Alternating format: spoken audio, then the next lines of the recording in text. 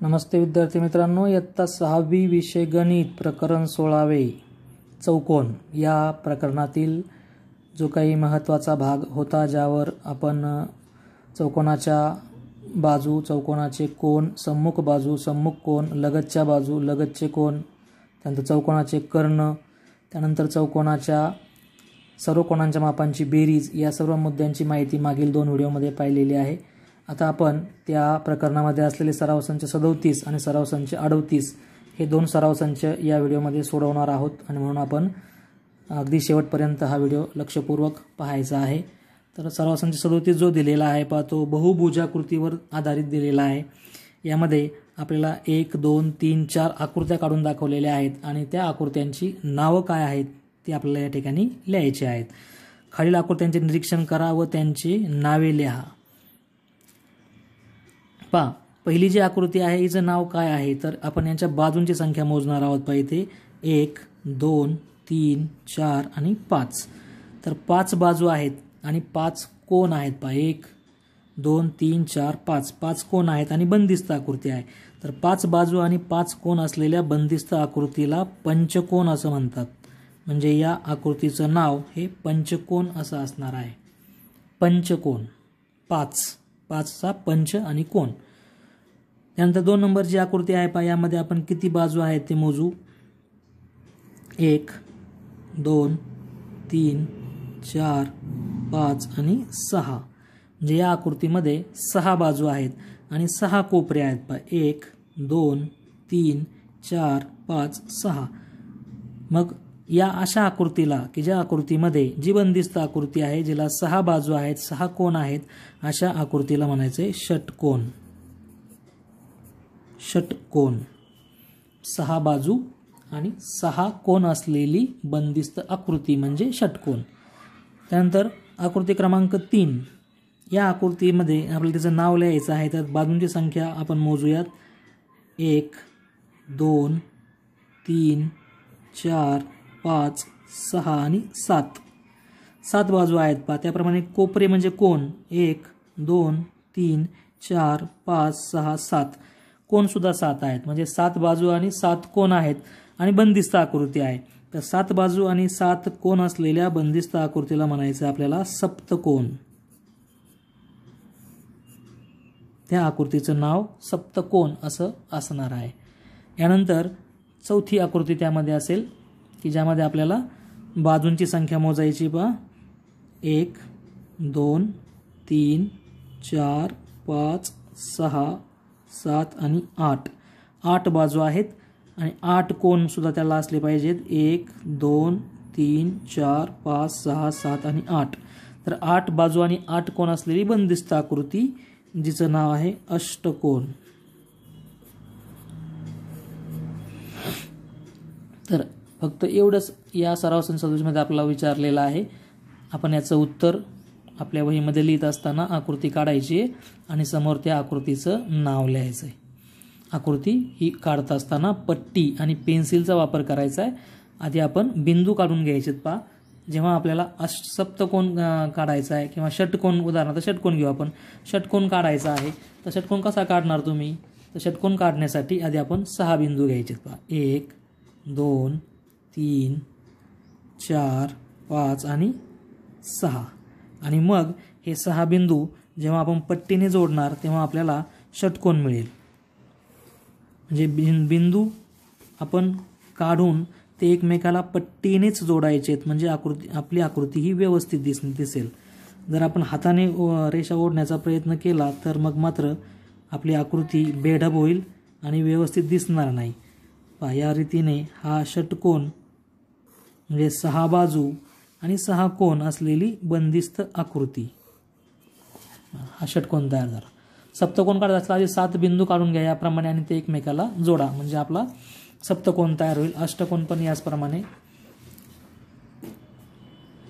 सराव संच 37 संपलेला आहे। सराव संच 38 पाहू। सराव संच 38 मध्ये प्रश्न पहिला, चौकोन XYZW काढा व त्यावरून खालील प्रश्नांची उत्तरे लिहा।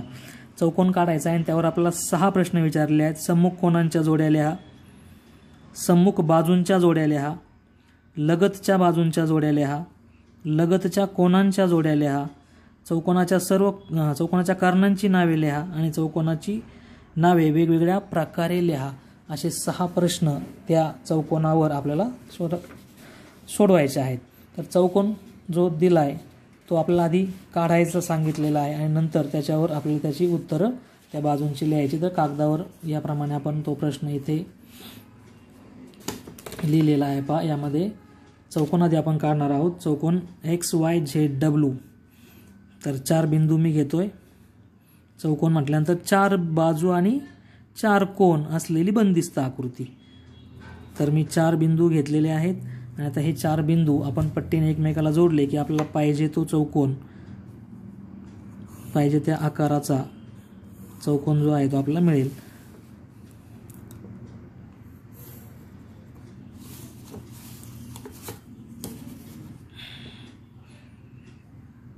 जे नाव चौकोनाचं दिलेलं आहे तेच नाव आपल्याला या आकृतीला द्यायचं आहे.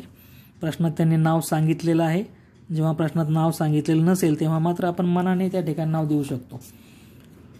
आता याचं नाव देताना इथे X, त्यानंतर इथे हे Y, त्यानंतर इथे हे Z आणि इथे हे W. पहा, आपल्या प्रश्नामध्ये त्यांनी जो विचारलेला आहे XYZW असं नाव आपण दिलं आहे. घड्याळाच्या काट्याच्या उलट्या दिशेने जाऊन आपण नाव दिलेलं आहे. आता यामध्ये प्रश्न पहिला जो आहे पहा की सम्मुख कोनांच्या जोड्या लिहा. सम्मुख कोन, समोरासमोरचे कोन, कोन म्हणजे कोपरा. तर याप्रमाणे हा इथला जो कोन आहे पहा, याच्या समोर हा इथला कोन येतोय. हे दोन एकमेकाचे समोरासमोरचे कोन असतील तर या कोनाचं 3 अक्षरी नाव पहिली जोडी आपल्याला लिहिता येईल. या कोणाचं 3 अक्षर नाव कसं होईल पहा, कोन YXW किंवा कोन WXY. कोन YXW व त्याच्या सम्मुख असलेली जोडी, सम्मुख असलेला कोन म्हणजे Z. तर या झेडचं नाव तुम्हाला 3 अक्षर लिहायचं आहे, कोन YZW. कोन YZW ही झाली पहिली जोडी, सम्मुख कोनांची पहिली जोडी. त्यानंतर दुसरी जोडी आपल्याला लिहिता येईल. Y जवळचा कोन आणि W जवळचा कोन हे सम्मुख कोन आहेत एकमेकाचे. तर Y जवळच्या कोणाचं 3 अक्षर नाव होईल कोन XYZ. कोन XYZ व W जवळच्या कोणाचं 3 अक्षर नाव होईल पहा, कोन XWZ. कोनाचं नाव जेव्हा तुम्ही 3 अक्षरी लिहिता तेव्हा ज्या बिंदूजवळचा कोन आपल्याला दाखवायचा असेल त्या बिंदूचं नाव मध्यभागी आलं पाहिजे. समजा आता मला Y जवळचा कोन दाखवायचा की नाही, म्हणून मी ते पहा Y हा बिंदू मध्यभागी आलेला आहे माझं त्या नावामध्ये, XYZ किंवा ZYX असं पण त्याचं नाव आपल्याला घेता येईल. तर सम्मुख कोनांच्या फक्त 2 जोड्या आपल्याला मिळतात. सम्मुख बाजूंच्या जोड्या लिहा. दुसरा प्रश्न आहे सम्मुख बाजूंच्या जोड्या लिहा. तर बाजू सम्मुख म्हणजे समोरासमोरच्या जशा घराच्या 4 भिंती तशा समोरासमोरच्या भिंती. X पासून W पर्यंत ही बाजू, त्याच्या समोर येईल Y पासून Z पर्यंत ही बाजू. XW आणि YZ. बाजू XW व बाजू YZ. XW YZ या सम्मुख बाजू झाल्या. आता यांची जोडी लावायची. सम्मुख ही बाजू आणि ही बाजू एकमेकाच्या समोरासमोर आहेत. तर दुसरी जोडी आपल्याला मिळेल XY आणि WZ. बाजू XY व बाजू WZ. तर हे प्रश्न क्रमांक 2चं उत्तर त्याच्यामध्ये जो आहे तो आपल्याला या पद्धतीने सोडवता येईल. तिसरा प्रश्न आहे लगतच्या बाजूंच्या जोड्या लिहा. लगतच्या बाजूंच्या 4 जोड्या आपल्याला मिळणार आहेत. लगतच्या बाजूंची जोडी लिहिण्यासाठी एक बिंदू घ्यायचा आहे आणि त्या बिंदूपासून सुरू होणाऱ्या 2 बाजू ज्या असतील त्यांची नावं आपल्याला लिहायची आहेत. समजा मी X बिंदू घेतला तर X पासून सुरू होणाऱ्या 2 बाजू कोणत्या, XY आणि XW ही झाली पहिली जोडी.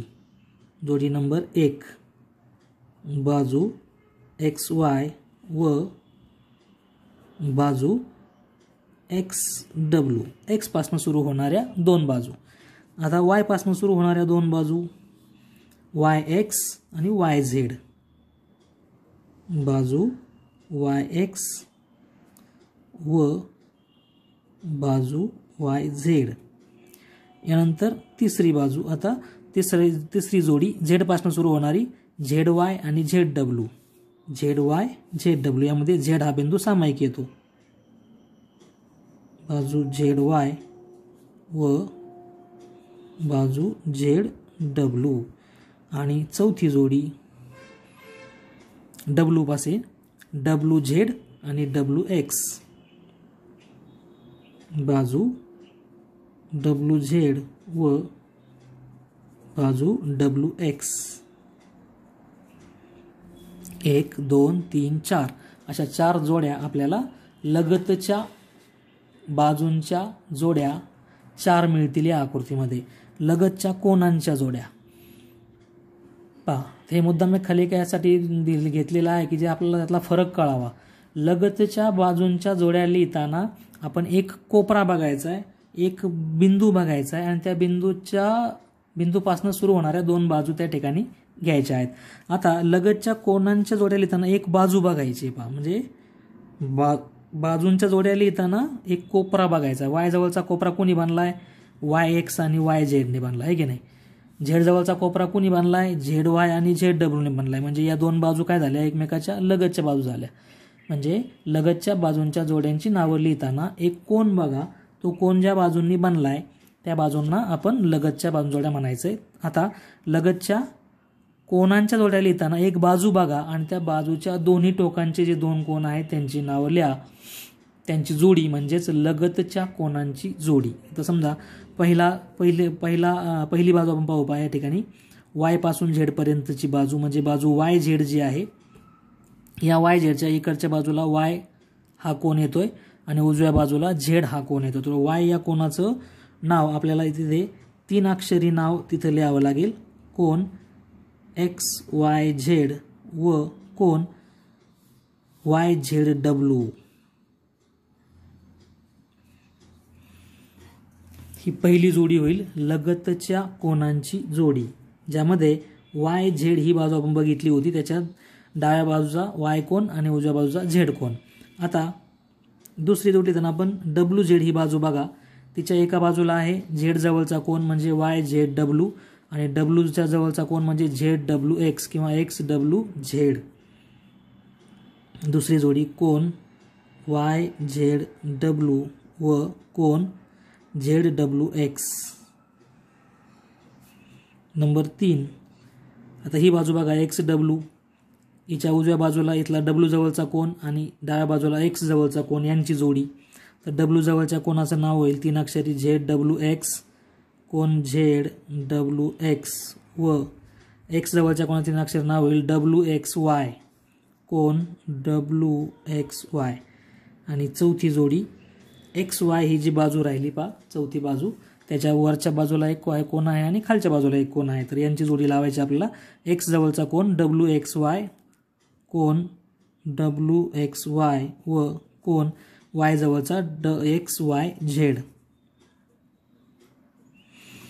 तर अशा पद्धतीने या ठिकाणी आपल्याला हे उत्तर जे आहे ते उत्तर लिहिता येणार आहे. प्रश्न एकामध्ये एक मिक्स होऊ नयेत म्हणून आपण याप्रमाणे इथे हा जो भाग आहे तो वेगवेगळा दिसावा. यानंतर चौथा आहे चौकोनाच्या कर्णांची. 5वा प्रश्न आहे चौकोनाच्या कर्णांची नावे लिहा. आता कर्ण म्हणजे काय? तर कर्ण म्हणजे सम्मुख कोनांचे शिरोबिंदू जोडणारा रेषाखंड. एक्स आणि झेड जोडला तर एक्स झेड हा त्या ठिकाणी रेषाखंड तयार होईल. रेख एक्स झेड हा पहिला कर्ण. वाय डब्ल्यू जोडला तर वाय डब्ल्यू हा दुसरा कर्ण आपल्याला मिळेल. रेख वाय डब्ल्यू किंवा डब्ल्यू वाय. तर हे 2 कर्ण आपल्याला इथे मिळणार आहेत. कर्ण काय आपण आकृतीमध्ये काढलेले नाही आहेत, ते आपण समजून घ्या किंवा आपण काढू शकतो. पहा या ठिकाणी डॅश डॅशच्या सहाय्याने आपण कर्ण दाखवू शकतो. पहा एक्स आणि झेड हे समोरासमोरचे 2 बिंदू मी पट्टीने एकमेकांना जोडतोय. म्हणजे या चौकोनाचे कर्ण जे आहेत ते कर्ण इथे आपल्याला मिळतील. हा पहिला कर्ण वाय आणि डब्ल्यू हे जर आपण जोडले तर आपल्याला दुसरा कर्ण त्या ठिकाणी मिळेल. हा दुसरा कर्ण. तर हे 2 कर्ण आहेत जे आपण दाखवलेले आहेत. रेख एक्स झेड आणि रेख वाय डब्ल्यू. आता शेवटचा प्रश्न आहे पहा, चौकोनाची नावे वेगवेगळ्या प्रकारे लिहा. तर चौकोनाचं जे नाव आहे ते वेगवेगळ्या पद्धतीने कसं लिहायचं आहे ते आपल्याला या ठिकाणी समजून घ्यायचं आहे. XYZW हे तर नाव तर लिहिलेलंच आहे पहिलं नाव आपण. आता आपण Y पासून जर सुरू केलं तर YZWX असं नाव होईल पहा. म्हणजे पहिलं नाव चौकोन XYZW हे आहे. दुसरं नाव Y पासून सुरू करूया किंवा X पासूनच आपल्याला लिहिता येईल. हे असं उलट्या क्रमाने इकडून गेल्यानंतर X पासून सुरू होणारी दोन नावं आधी लिहू आपण. X पासून सुरू करून डावीकडनं गेल्यास XYZW, दुसरं होईल XWZY, चौकोन XWZY. त्यानंतर तिसरं नाव Y पासून सुरू करू, YZWX, चौकोन YZWX. चौथं नाव Y पासून सुरू करू. आता आपण या मार्गे गेलो होतो, आता या मार्गे जाऊ असं YXWZ, चौकोन YXWZ. तर ही चार नावं याप्रमाणे.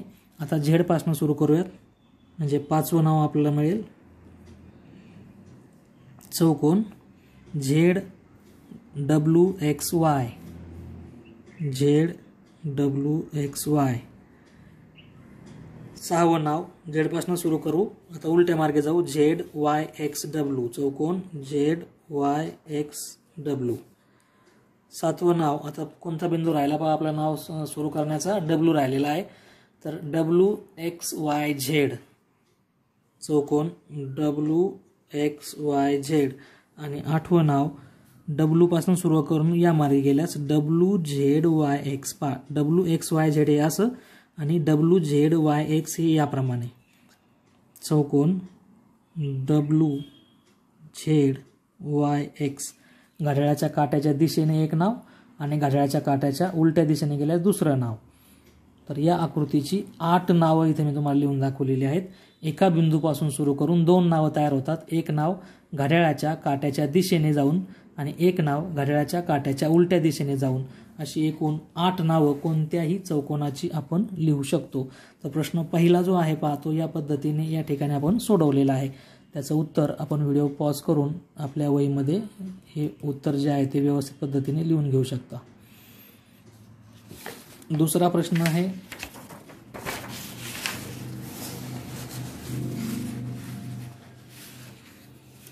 दुसऱ्या प्रश्नामध्ये आपल्याला एक टेबल दिलेला आहे आणि त्या टेबलमध्ये रिकाम्या चौकटीत बहुभुजाकृतींच्या बाजूंची संख्या लिहा असं म्हटलेलं आहे. इथं बहुभुजाकृतीचं नाव वरती आणि खाली बाजूंची संख्या. तर बहुभुजाकृतीच्या नावातच बाजूंची संख्या लपलेली असते. बहुभुजाकृतीच्या नावातच बाजूंची संख्या लपलेली. चौकोन, चौ म्हणजे 4, म्हणजे बाजूंची संख्या या ठिकाणी किती आहे तुमची 4. आकडा काढा किंवा शब्दात लिहा. अष्टकोनमध्ये अष्ट म्हणजे 8, तर बाजूंची संख्या याची असणार आहे 8. पंचकोन, पंच म्हणजे 5, बाजूंची संख्या असणार आहे 5. सप्तकोन, सप्त म्हणजे 7, बाजूंची संख्या असणार आहे 7. षटकोन, षटकोन म्हणजे षट म्हणजे 6, बाजूंची संख्या असणार आहे 6. तर हा प्रश्न दुसरा आपल्याला या पद्धतीने सोडवता येईल. याचं उत्तर आपण याच रीतीने एक टेबल आपल्या वहीमध्ये आखायचं आहे. वरती नावं आणि त्याच्या बाजूंची संख्या याप्रमाणे. प्रश्न तिसरा, आपल्या परिसरात आढळणारी बहुभुजाकृतीची उदाहरणे शोधा, त्यांच्या आकृत्या काढा. तर आता हे 2 प्रश्न, तिसरा चौथा, हे तुम्ही स्वतः त्या ठिकाणी आपल्या आजूबाजूला शोध घेऊन करायचे आहेत. त्यामुळे याची उत्तर काय तुम्हाला मी देत नाही. तुम्ही ही उत्तरं स्वतः शोधायची आहेत. बहुभुजाकृती म्हणजे त्रिकोण आकाराची वस्तू आहे का, कोणती चौकोन आकाराची वस्तू आहे का, पंचकोन आकाराची वस्तू एखादी आपल्या अवतीभोवती दिसते का, षटकोनाची दिसते का, सप्तकोन दिसतोय का, अष्टकोन दिसतोय का. तर ही उदाहरणं आपण आपल्या परिसरामध्ये शोधायची आहेत. त्यानंतर चौथा प्रश्न आहे, विविध फुलांच्या पाकळ्यांची टोके रेघेने जोडून होणाऱ्या आकृतीमध्ये बहुभुजाकृती दिसतात, त्यांच्या आकृत्या काढा व बाजूंच्या संख्या लिहा. जसं एक आपण मागच्या एक उदाहरण जे आहे ते पाहिलेलं आहे पहा, की सदाफुली असेल, सदाफुलीची पानं, सदाफुलीचे जे फूल आहे त्याची जी टोकं आहे ते जर जोडली आपण तर आपल्याला पंचकोन त्या ठिकाणी मिळाला होता पहा. हे इथे आपण मागच्या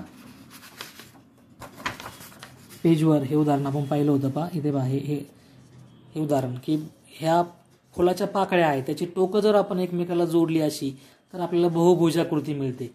जितक्या पाकळ्या तितक्या त्या ठिकाणी तुमच्या बाजूंची संख्या असणार. इथे 5 पाकळ्या आहेत तर पंचकोन तयार झाला. एखाद्या फुलाला 6 पाकळ्या असतील तर तुमचा षटकोन तयार होईल. एखाद्या फुलाला 7 पाकळ्या असतील तर त्या ठिकाणी तुमचा सप्तकोन तयार होईल.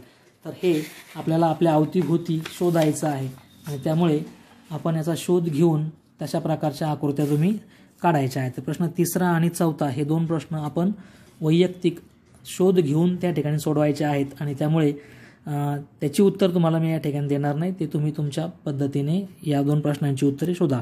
5वा प्रश्न जो आहे, एक बहुभुजाकृती काढा व तिचे शेजारी दाखवल्याप्रमाणे त्रिकोणी भाग करा. त्यावरून तिच्या सर्व कोणांच्या मापांची बेरीज किती होईल ते ठरवा. तर एक बहुभुजाकृती त्यांनी काढून दाखवलेली आहे. इथे पहा,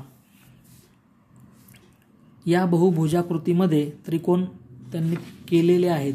तर कागदावर पहा, हा प्रश्न मी घेतलेला आहे याप्रमाणे. आपण एकच्या ऐवजी 3 बहुभुजाकृतींचे इथे तिन्ही बहुभुजाकृतीमध्ये किती त्रिकोण मिळतात आणि त्यांच्या सर्व कोणांच्या मापांची बेरीज किती येते हे आपण इथे पाहणार आहोत. तर ही आकृती आहे दिलेली पुस्तकात त्यांनी. त्यामध्ये समजा मी इथे याला नाव देतो पहा, A, B, C, D, E आणि F. 1 2 3 4 5 6 6 कोण आहेत, 6 बाजू आहेत आणि म्हणून या ठिकाणी ही जी आकृती आहे ही षटकोन आहे. पहा, आकृतीचं नाव काय आहे, या षटकोन. का षटकोन? कारण 6 6 आहे. आता यामध्ये एक बिंदू इतरांना जोडायचा आहे. बी बिंदू घेतला, समजा तुम्ही ए घेऊ शकता, कोणताही एक बिंदू घ्या आणि तो इतरांना जोडा.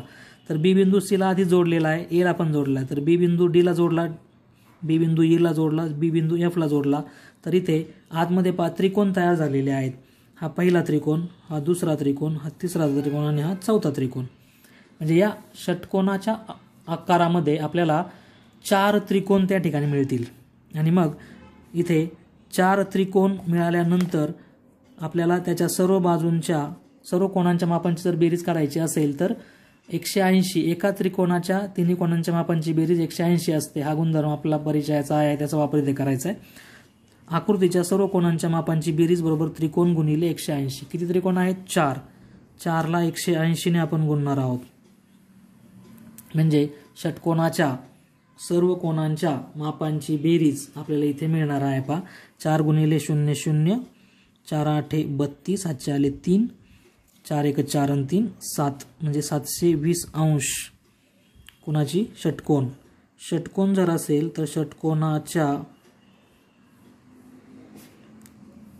सर्व कोणांच्या मापाची बेरीज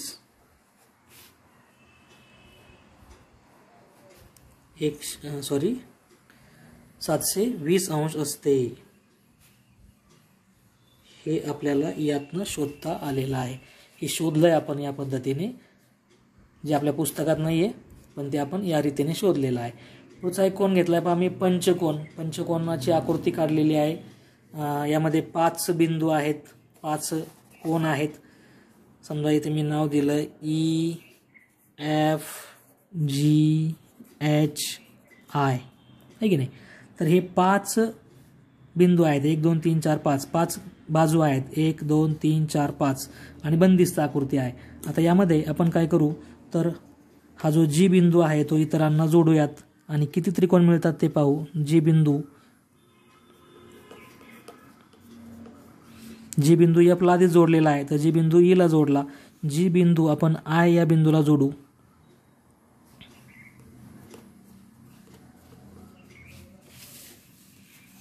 तर याप्रमाणे आपल्याला याच्यात दिसतील पहा, हा पहिला त्रिकोण, हा दुसरा त्रिकोण आणि हा तिसरा त्रिकोण, हा त्रिकोण, हा त्रिकोण आणि हा त्रिकोण. तर पंचकोनामध्ये आपल्याला 3 त्रिकोण त्या ठिकाणी मिळालेले आहेत. आकृतीचे नाव पंचकोन.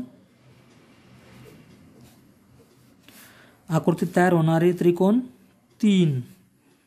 आकृतीच्या सर्व कोणांच्या मापांची बेरीज बरोबर त्रिकोण गुणिले 180. त्रिकोणाची संख्या 3 गुणिले 180.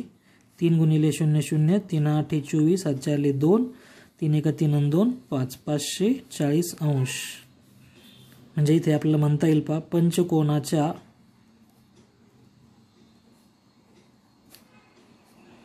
सर्व कोनांच्या मापांची बेरीज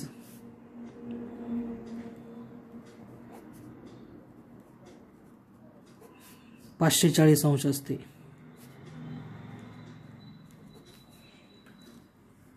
जर षटकोन असेल तर त्याच्या सर्व कोनांच्या मापांची बेरीज 720 असते आणि जर तुमचा पंचकोन असेल त्याच्या सर्व कोनांच्या मापांची बेरीज ही 540 असते. आता पुढचं एक उदाहरण घेऊ आपण, म्हणजे आणखी आपल्याला कळेल. त्या उदाहरणामध्ये आपल्याला या ठिकाणी किती बिंदू घेऊन जोडलेले आहेत ते आपण समजून घेऊ. इथे नाव देऊ A, B, दुसरा बिंदू, तिसरा बिंदू C, चौथा बिंदू D, पाचवा बिंदू E, F, G, H. 1 2 3 4 5 6 7 8 बिंदू आहेत आणि 8 बाजू आहेत, 8 कोन आहेत, म्हणून हा झाला अष्टकोन. आकृतीचे नाव अष्टकोन. आता अष्टकोन जो आहे त्याच्यात किती त्रिकोण तयार होतात त्याचा विचार करूयात आपण. त्यासाठी अष्टकोनातील एक कोन आपण एक बिंदू आपण इतर त्या ठिकाणी बिंदूंना जोडणार आहोत. समजा H हा बिंदू आपण घेऊ, तर H बिंदू A बिंदूला जोडलेला आहे आणि G ला जोडलेला आहे. तर उरलेल्यांना जोडू आपण. H बिंदू आपण B बिंदूला जोडूयात.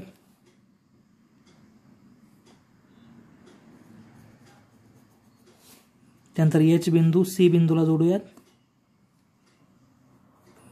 एकच बिंदू इतर सर्व बिंदूंना जोडला म्हणजे आपल्याला त्रिकोण मिळतील. हा एक त्रिकोण मिळाला छोटा, हा दुसरा त्रिकोण असा. त्यानंतर D बिंदूला जोडू म्हणजे तिसरा त्रिकोण मिळेल. हा तिसरा त्रिकोण. त्यानंतर E बिंदूला जोडू.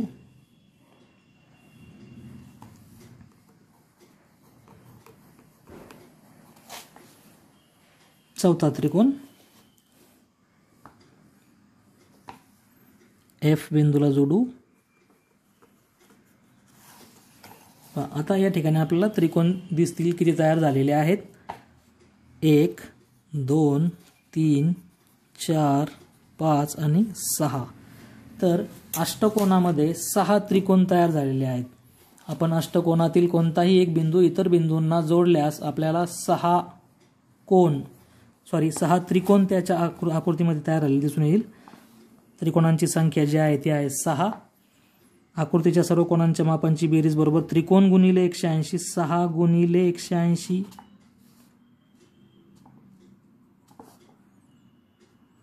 6 गुणिले 0 0. 6 8 48. 4 4. 6 1 6 आणि 4 10. 1080 अंश. 1080 अंश ही झाली बेरीज कोणाची. कोणता कोण आहे हा आपला, कोणता प्रकार आहे, तर हा आहे अष्टकोन. अष्टकोनाच्या सर्व कोनांच्या मापांची बेरीज. अष्टकोनाच्या सर्व कोनांच्या मापांची बेरीज